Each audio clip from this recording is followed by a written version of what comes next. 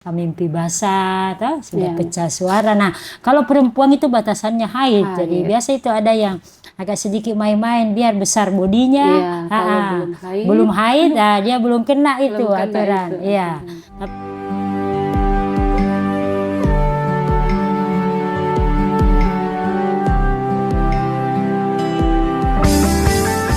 Assalamualaikum warahmatullahi wabarakatuh. Kembali bersama kami di podcast Majelis Tabligh Pimpinan Wilayah Muhammadiyah Sulawesi Selatan. Hari ini kita akan membahas terkait dengan adabul mar'ah fil Islam dengan topik khusus adab perempuan dalam berpakaian. Nah, hari ini kita telah dibersamai oleh Ibu Dr. Amira Mawardi MSI. Assalamualaikum Bunda. Waalaikumsalam Gimana warahmatullahi. kabarnya Bunda hari ini? Alhamdulillah. Alhamdulillah. Baik pemirsa, Ibu Amira ini adalah salah satu tokoh perempuan di Sulawesi Selatan. Beliau adalah Dekan Fakultas Agama Islam Universitas Muhammadiyah Makassar, sekaligus selaku pimpinan harian pimpinan wilayah Aisyah Sulawesi Selatan. Secara emosional dengan saya, beliau ini adalah sosok dosen, guru, pun beliau adalah sosok kakak dan ibu yang menjadi panutan kami. Semoga kehadiran beliau bisa memberikan pencerahan kepada kita dalam podcast ini terkait dengan adab-adab perempuan dalam perspektif Islam atau biasa dikenal dengan adabul mar'ah fil Islam. Nah, dalam diskusi banyak kalangan berkaitan dengan pembahasan perempuan ini, ya, boleh dikatakan bahwa membahas tentang perempuan ini adalah pembahasan yang tidak ada habisnya. Ya, ada yang mengatakan bahwa perempuan itu rumit, tapi saya lebih mengatakan bahwa perempuan itu istimewa. Sehingga banyak hal-hal yang terkait dengan perempuan yang mungkin perlu kita ketahui, ya mungkin saya secara pribadi dan seluruh masyarakat. Nah, oleh sebab itu hari ini kami sengaja menghadirkan Ibu untuk membahas terkait dengan adabul mar'ah fil Islam.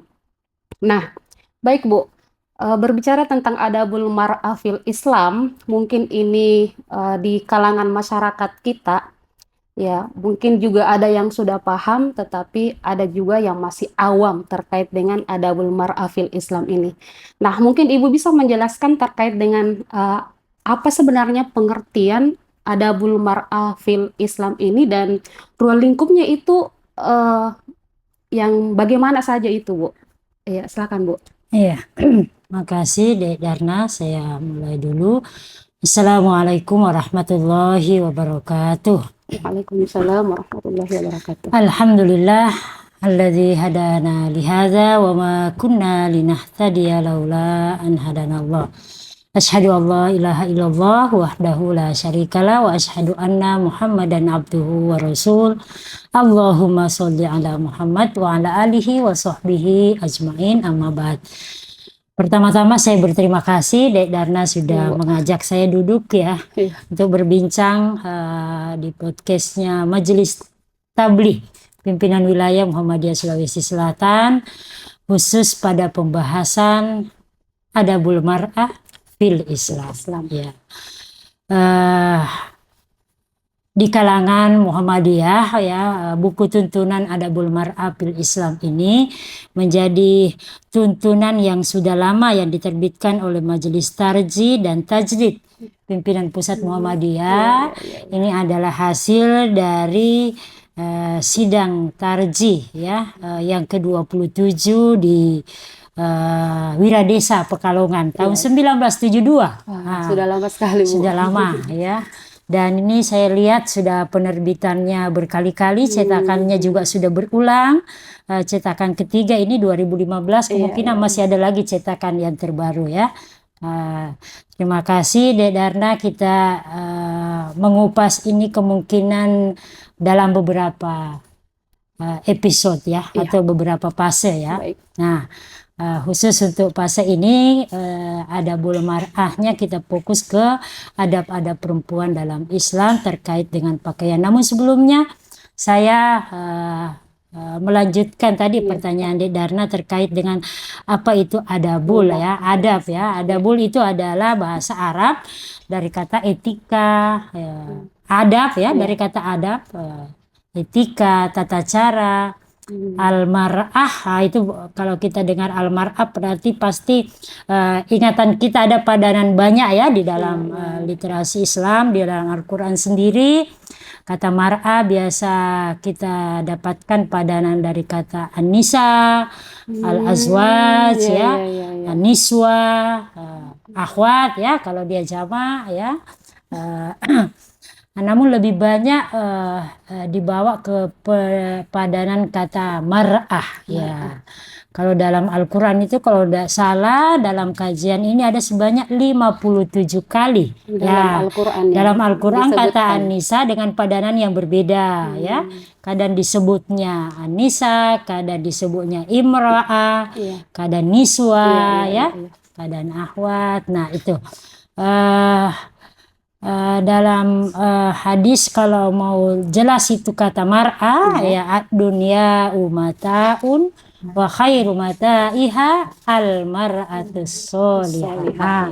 Sering itu kita dengar ya di kalangan perempuan, apa sih itu mar'atus sholihah ya. Nah itu tadi dunia al-mata, dunia itu adalah perhiasan, wa khairu mata'iha, dan sebaik-baik perhiasan itu adalah al-mar'ah ya, al-mar'atus sholihah. Nah itu salah satu penyebutan langsung yang lazim ya kita sering dengar itu. Hanya kalau mau kata dasarnya dari bahasa Arab, kalau tidak salah itu dari kata mir'ah, cermin. Ya biasa kita dengar mir'ah itu cermin. Berarti kalau dibawa kepada pembahasan tentang mar'ah ini memang sangat sangat unik ya kalau orang bicara tentang cermin. Berarti kalau mar'ah dalam pandangan Islam berarti cerminan ya, cerminan perempuan. Niswa, nisa, akhwat, imra'ah itu di dalam pi itu kan isi fi'il jar ya di dalam al-Islam di dalam. Berarti al-mar'atu adabul mar'ah fil Islam itu adalah adab-adab tata cara etika perempuan di dalam Islam. Saya kira itu sudah jelas ya. Baik Bu, sangat menarik sekali pembahasan awal kita terkait dengan adabul mar'ah fil Islam. Saya mengutip sedikit cerminan. Nah, kalau kita berbicara cerminan, tentu apa yang dipantulkan, apa yang diperlihatkan dari diri kita sebagai seorang perempuan, tentu berkaitan dengan adab-adab yang Islami. Nah, sebagai topik awal kita yaitu adabul mar'ah fil Islam. Dalam berpakaian ini Bunda. Nah ini sangat identik dengan cermin ini kalau berbicara tentang adab berpakaian ini. Nah sebenarnya dalam perspektif Islam itu atau dalam pandangan Islam Bunda, bagaimana sih adab berpakaian itu bagi perempuan? Terima kasih. Di buku tuntunan pimpinan pusat ini tentang adabul mar'ah fil Islam ada bab khusus yang membahas tentang berpakaian menurut tuntunan Islam. Saya tidak terlalu jauh mengambil literatur, cukup kita nanti ini mengurai satu persatu, membedah satu persatu untuk beberapa adab dalam pembahasan ini. Ada adab berpakaian, ada adab bergaul ya, ada adab menuntut ilmu ya, al-mar'ah dalam menuntut ilmu, al-mar'ah dalam berpakaian, mar'ah dalam bergaul ya, mar'ah terhadap dirinya sendiri, terhadap keluarganya, terhadap masyarakat ya, termasuk dalam pergaulan berbangsa dan bernegara. Ternyata luas ya Bunda terkait ruang lingkupnya itu hampir seluruh sendi kehidupan perempuan itu dibahas ya terkait adab-adab ini. Betul ya. Nah, khusus untuk berpakaian menurut Iya. tuntunan Islam, saya bisa memulai ya pada Iya. ayat yang menjadi tuntunan pegangan dalam buku tuntunan ini. Allah berfirman di surah Al-A'raf ayat 26. A'udzubillahi minasyaitonirrajim. Bismillahirrahmanirrahim. Qad anzalna 'alaikum libasan. Nah, itu libas ya, pakaian. Libasa yuwari sawatikum warishan walibasut taqwa dalika khair. Al-A'raf ayat 26. Allah berfirman, wahai anak Adam, ya bani Adam, qad anzalna alaikum libas. Ya, wahai anak Adam, telah aku anugerahkan kepadamu sekalian pakaian. Ya, biasa kita dengar ya di libas, al-libas itu pakaian. Ya. Nah, apa fungsinya ya? Jadi di sini dijelaskan pakaian yang dapat berfungsi atau dipergunakan sebagai penutup. Ya. Ya, jadi yuwari sawatikum, penutup bagian tubuh yang tidak patut terlihat, yang biasa kita kenal dengan aurat. Ya, betul sekali Bunda ya. Aurat itu adalah bagian tubuh yang tidak bisa terlihat, dan kalau dia terlihat, kalau dalam penjelasan ini akan muncul al-haya, rasa malu. Betul sekali Bunda. Jadi perlu ditutup. Nah, cuma definisi malu untuk semua kategori umum, itu harus pada terem menurut syariat. Karena kadang ada pakaian yang sudah menimbulkan rasa malu, tetapi bagi pemakainya tidak disadari, itu tidak menjadikannya dia malu. Dilema juga ini Bunda. Iya, betul. Jadi sebenarnya aurat itu dalam definisi fikih itu menampakkan bagian tubuh yang tidak patut diperlihatkan. Nah, kalau dalam ayat ini dijelaskan pakaian yuwari sawatikum fungsinya untuk menutup bagian tubuh yang tidak pantas terlihat sawatikum. Itu fungsi pertama. Ya. Itu untuk menutup bagian tubuh yang tidak baik laki-laki maupun perempuan. Jadi aurat ini bukan hanya untuk perempuan saja, betul. tapi laki-laki juga. Kita kan sering mendengar batasan auratnya laki-laki, batasan auratnya perempuan. Nah, kalau batasan auratnya laki-laki kan di atas kedua lutut dan di bawah pusat. Nah, kalau yang perempuan itu banyak terem di beberapa ayat. Yang biasa itu masih penafsirannya beragam. Betul sekali Bunda. Ada yang kadang keseluruhan, ada yang kecuali, ini nanti kita akan jelaskan satu persatu. Itu fungsi pertama. Fungsi yang kedua itu warisan, sebagai hiasan, zina, jadi sebagai hiasan. Jadi ketika dia menjadi berfungsi sebagai hiasan, berarti di situ ada makna, rasa dan selera. Gitu. Sudah mulai masuk. Jadi memang agak-agak unik ya. Jadi fungsi libas, fungsi pakaian itu tadi berfungsi untuk menutup bagian tubuh yang tidak boleh nampak menurut syar'i, baik laki-laki maupun perempuan. Yang kedua itu berfungsi sebagai risan, zina, hiasan. Nah, inilah yang biasa perwujudan penampilan pakaian itu biasa agak berbeda karena ini tadi sesuai fashion begitu. Dari sisi hiasan inilah hanya saja dalam agama Islam tetap kita tuntunkan, arahkan bahwa hiasan yang dimaksud itu tetap sesuai dengan koridor syariat. Betul sekali. Gitu. Cuma ditutup walibasut taqwa dzalika khair, dan pakaian sebagai hiasan itu tadi warisan, walibasut taqwa, namun pakaian takwa dzalika khair, itulah yang lebih baik. Yang mana itu Bunda yang dimaksud dengan pakaian takwa itu? Nah, itu sudah yang kita mau raih apakah takwa yang dimaksud itu dari sisi tampilan atau dari sisi zahir batin Nah, itu yang perlu kita jelaskan, karena dalam penjelasan ayat ini kadang kalau sudah pada dataran perintah untuk menutup, nah, tetapi biasa dijelaskan di sini kalau saja tidak ada gangguan dari luar diri, yang datangnya dari godaan syaitan, ini kan ini munculkan dari awal mula Hawa ya, ketika peristiwa terkuaknya tabir itu kan itu dari menampakkan aurat, nah itu karena godaan setan, godaan setan. Di ayat itu setan membisikkan pikiran jahat kepada keduanya, Adam dan Hawa, untuk menampakkan kepada keduanya apa yang tertutup. Itulah aurat yang nampak dari keduanya. Mereka itu yaitu aurat keduanya tatkala keduanya telah merasa buah kayu itu yang biasa kita dengar dengan buah huldi. Nampaklah bagi keduanya aurat-auratnya, dan mulailah keduanya menutupi dengan daun-daun surga. Itu jadi itu yang menjadi sejarah ya, sejarah terbukanya aurat dari peristiwa Nabi Adam dan Siti Hawa dalam perjalanan sebelum turun ke bumi itu. Hiasan dan keindahan yang tidak meninggalkan kesusilaan agama. Nah itu risan au libazuzina, itu. Nah, yang ketiga menjaga kesehatan. Mungkin ada nanti space khusus ya tentang pakaian dan kesehatan.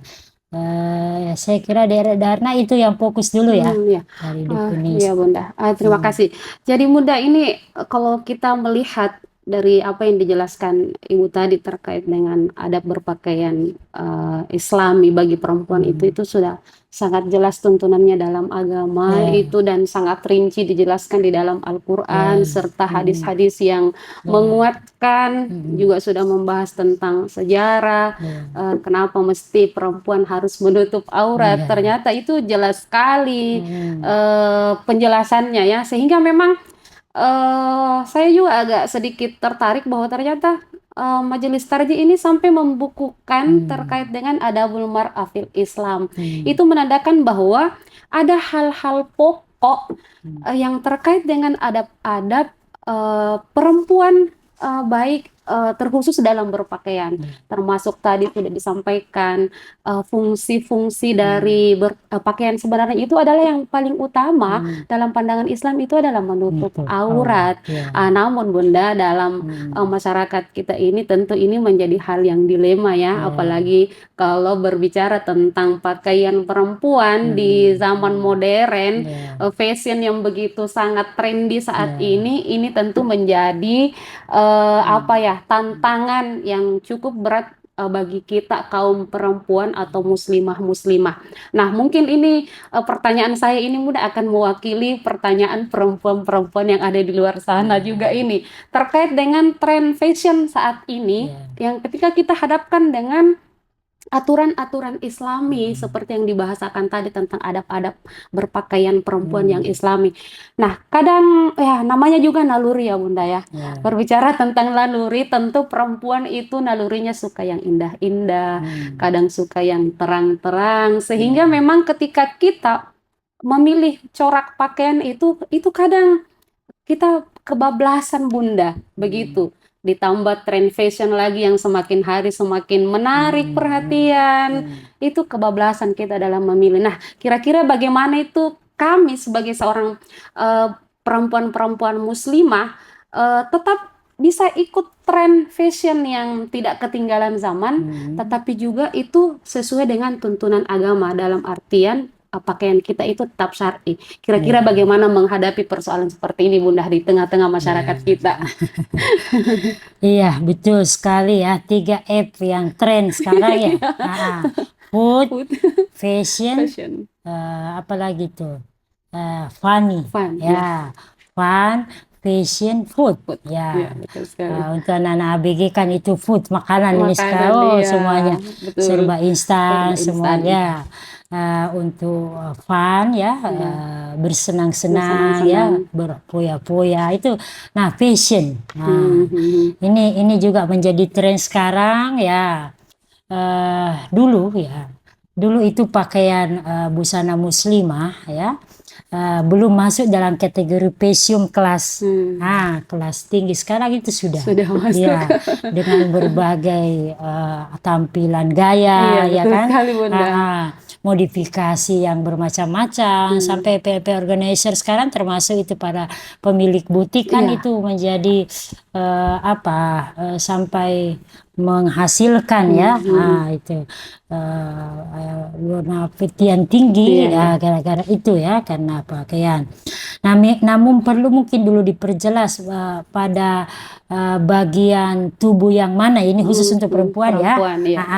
Karena dalam tuntunan buku ini memang dijelaskan bagian tubuh wanita yang mana yang tidak patut terlihat, karena ini nanti akan terkait dengan pertanyaan tentang yang mana itu yang ditutup. Nah, yang ditutup itu bagaimana model pakaian, cara menutupnya, bentukannya.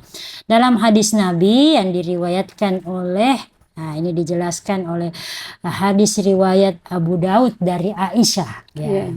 Ini sering kita ngajikan di adik-adik. Nabi pernah menegur Asma. Asma itu kakaknya atau adiknya Aisyah ya, iparnya ya, Rasulullah SAW. Keduanya adalah anaknya Abu Bakar. Ya Asma, innal mar'ah iza balagatil mahid lam yasluh ayyura minha illa hadha wa hadha wa asyara ila wajahihi wa kaffaiha. Ini batasannya dulu ya. Nabi pernah menegur Asma ketika dia sudah balik. Ya Asma, sesungguhnya anak perempuan jika sudah datang bulan, berarti batasannya di haid ya. Jadi kalau ada pertanyaan orang tua, kapan batasannya, kapan anak saya mulai saya wajibkan untuk menutup aurat. Nah, kalau dalam hadis ini adalah batasannya ketika datang haid. Itu sudah dikatakan balik ya. Kalau laki-laki kan ada juga ya. Ketika sudah mimpi basah atau sudah pecah suara. Nah, kalau perempuan itu batasannya haid. Jadi biasa itu ada yang agak sedikit main-main biar besar bodinya. Belum haid, dia belum kena itu aturan. Tapi ini batasannya sampai datang bulan, tidak pantas terlihat tubuhnya.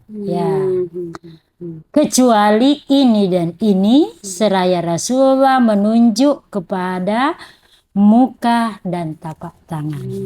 Berarti kalau batasannya ini semuanya tidak boleh nampak, illa hadza wa hadza, kecuali ini dan ini. Seraya Nabi menunjuk muka dan tapak tangan. Jadi itulah yang menjadi dasar kita juga di keluarga besar Muhammadiyah untuk putri-putri kita itulah yang menjadi dasar. Ini hadis dari Abu Daud, diriwayat dari Aisyah, dijelaskan bahwa seraya Rasulullah menunjuk kepada muka dan kedua telapak tangan. Nah, inilah yang menjadi dasar sehingga kita memahami bahwa model berpakaian seperti Darna punya, saya punya. Tetapi dalam beberapa term ayat, tentu ini kita tidak bisa pungkiri ada penafsiran yang berbeda termasuk di surah Al-Ahzab itu kul ya ayyuhan nabi kul li azwajika wa banatika wa nisa'il mu'minin yudnina min jalabi bihinna. Nah, hendaklah dia mengulurkan jilbab ke tubuhnya. Itu yang dipahami mengulurkannya itu pada batas apa. Nah, itulah biasa dijelaskan fungsi hadis. Jadi ketika ayat menjelaskan itu zalika adna ayyurafna fala yusna, yang demikian itu supaya kalian anak perempuan muslim itu, satu mudah dikenal, yang kedua tidak diganggu. Jadi itu salah satu fungsi kan. Berpakaian menurut syariat Islam di surah Al-Ahzab ayat 59 itu dijelaskan bahwa Nabi dijelaskan, ya ayuhan nabi kul, katakan li azwajika, kepada istri-istrimu, wa banatika, anak perempuanmu, masuk ini anak perempuan kita semuanya dalam wa nisa'il mu'minin, perempuan-perempuan mukmin, yudnina alaihinna min jalabi bina, dari kata jilbab jalab. Dzalika adna, yang demikian itu ayyu arafna, supaya mereka mudah dikenal sebagai perempuan yang baik-baik ya. Fala yu'zaina, dan tidak diganggu. Nah, kaitannya dengan tidak diganggu, ini tadi formulasi pakaian ya, Darna, itu mungkin inilah penting, yang mana kategori yang tidak diganggu. Itu kan tampilan, kalau dia lah ketat, pas-pas di badan, mungkin itulah salah satu yang menjadi pemicu ya untuk diganggu ya toh. Makanya ada beberapa, kalau dalam tuntunan berpakaian dalam Islam itu, pertama ya tentu menutup aurat, yang kedua tidak menampakkan lekuk-lekuk tubuh, tidak terlalu transparan ya, biasa kan agak longgar ya, tetapi dia transparan. Biasa juga dia tebal, tetapi melengket. Iya toh, pas di badan. Jadi itu tidak mubazir, tidak berlebih-lebihan ya. Nah, kalau dalam tadi sebagai risan, sebagai hiasan, tentu sesuai pewarnaan ya, yang tadi sampaikan ya, tentu kesesuaian, keserasian antara warna kudung, baju ya, rok dan seterusnya. Saya kira di situ tadi ada rasa, ada selera. Rasa yang memandang itu, kalau ada kan yang agak sedikit tidak pas, rasa yang berbicara, bahwa ini tidak pantas di tempat ini, dia pantasnya di tempat ini. Ini cocoknya di pewarnaan, kalau berduka misalnya, warnanya gini, kalau di tempat yang agak tempat suka, kegembiraan, warnanya itu kan sangat manusiawi ya. Itu hanya itu tadi, dua sebenarnya, tidak menampakkan lekuk-lekuk tubuh, karena akan berdampak pada ayat tadi yang menyebabkan fala yu'zaina, tidak diganggu. Kalau ayyu arafna, ta'aruf ya, dikenal ya. Jadi dikenalnya kita sebagai muslimah yang berpakaian baik-baik. Dikenal sebagai perempuan yang baik-baik, tentu juga dalam hal berpakaian. Ya, nanti akan kita pada episode berikutnya bertutur, bergaul, tapi kita memulai dulu dari berpakaian. Ternyata luar biasa terkait dengan adab berpakaian ini, sangat luas. Yang menarik lagi yang terakhir ini adalah identitas dan sebagai penjaga diri kalau saya tidak diganggu. Jadi berkaitan dengan naluri berpakaian seorang perempuan itu, itu bukan naluri yang sesuka hati ya, tetapi tetap kepada adab dan aturan yang berlandaskan agama, begitu sesuai dengan aturan-aturan syariat. Nah, tentu kalau berbicara tentang berpakaian di sini yang disampaikan tadi Bunda itu, ini yang paling utama juga, selain menutup aurat, kemudian berfungsi untuk menjaga kesehatan kita. Di sini ada yang penting juga nih pemirsa, terkait dengan identitas dan tidak diganggu. Nah, memang tidak salah Bunda, di luar sana ternyata banyak perempuan-perempuan yang mengatakan bahwa kami sudah menutup aurat, kami sudah memakai jilbab, tetapi kami masih mendapat pelecehan, kami masih diganggu, baik secara verbal atau dengan cara-cara yang lain. Mungkin karena ini Bunda, istilahnya, nalurinya itu belum sesuai dengan syariat. Mungkin berjilbab, tetapi masih sangat mencolok sekali bagian-bagian yang seharusnya ditutup. Sehingga memang pemahaman tentang menutup aurat ini perlu, saya rasa, selalu kita sosialisasikan, kita edukasikan kepada masyarakat kita, terkhusus pada adik-adik kita yang masih remaja, yang mungkin masih berstatus pelajar, siswa sekolah kah, atau maupun mahasiswa. Ini penting sekali. Nah, yang perlu saya tekankan di sini yang terakhir adalah identitas. Bahwa sesungguhnya menutup aurat atau pakaian Islami itu menunjukkan karakter kita. Jadi berpakaian di sini Bunda ya, mungkin saya bisa katakan bahwa pakaian kita yang kita gunakan bagi seorang perempuan itu juga menunjukkan jati diri kita.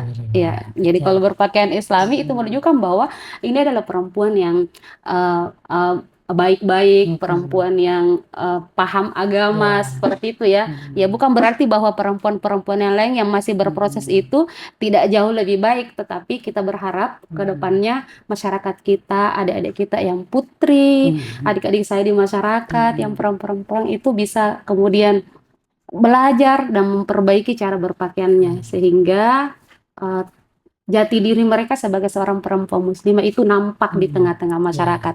Nah, Bunda, baik, sangat menarik sekali. Mungkin kita akan bahas terkait dengan berpakaian ini.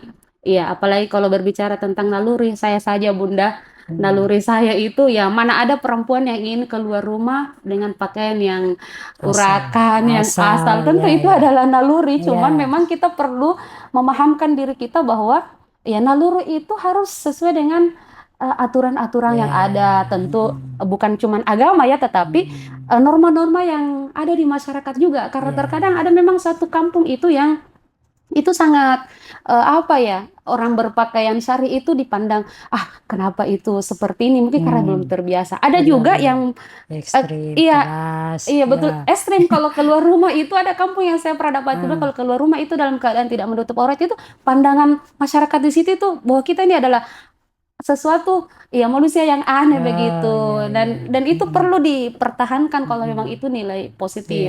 Iya.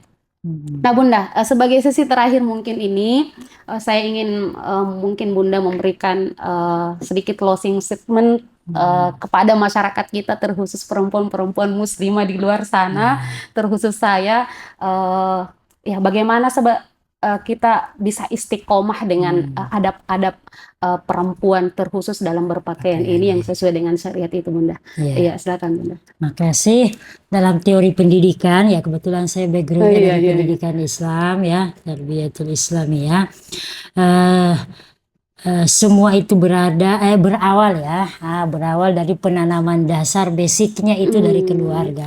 Iya, biasa kita lihat ya, kebiasaan-kebiasaan adik-adik kita, anak-anak kita yang kecil sudah terbiasa menutup aurat.